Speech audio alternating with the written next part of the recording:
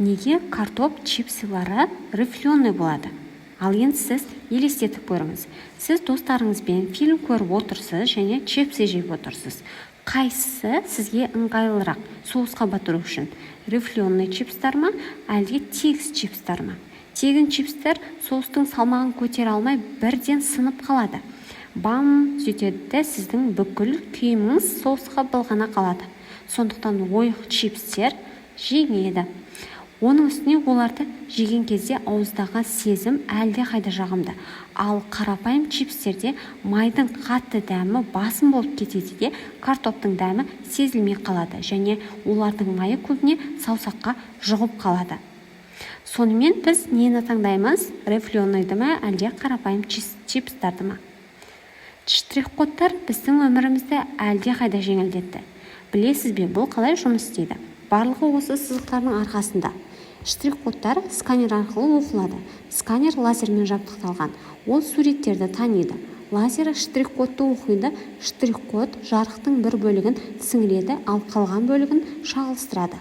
Компьютер штрих-кодтағы нүктелерді, сызықтарды және сандарды тез таниды.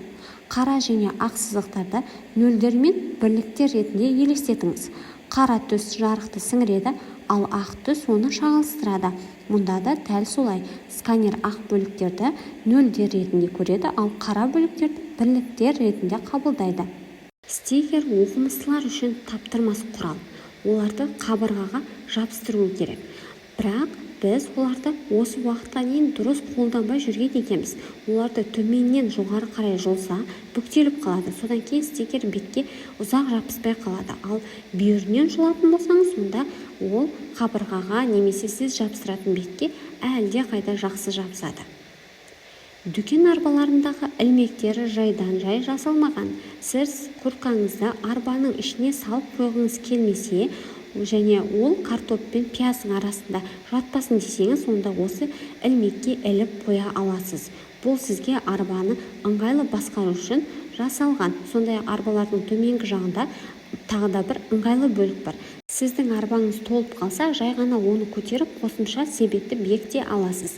Металл құрылымды көтеріп, себетті көлденең тірекке қойып, ілмектермен бекітесіз. Егер тісіңіздің арасында петрушка немесе басқа да бір заттар қалып қалатын болса, мынаны істесеңіз болады. Оны тіс жібімен шығару үшін жіпке түйін жасап алыңыз да, керілу арқылы оны күшпен тарта қойыңыз. Сонда лезде шығады. Тіс пастасындағы көк жолақтар сәл біртүрлі көрінеді, бірақ бұл маркетингтік айла.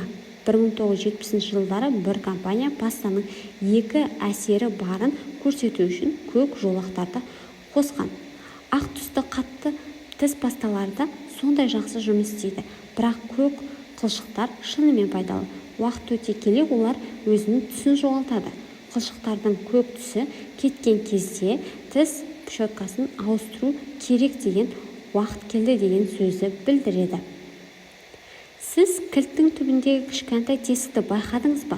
Ол суды шығару үшін жасалған. Сондықтан құлып тот баспайды. Сонымен қатар ол май жағуға арналған орын.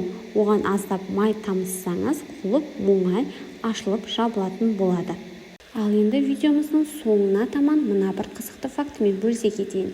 Әлемде телефон қолданушылардың саны дәретханаға қолжетімді адамдардан да көп екен. Осымен біздің видеомыз аяқталды, достар. Видео сіздерге ұнаған болса, онда видеоға лайк басып, каналға тіркеліп қойыңыздар. Келесі видеоларда кездескенше қош сау болыңыздар.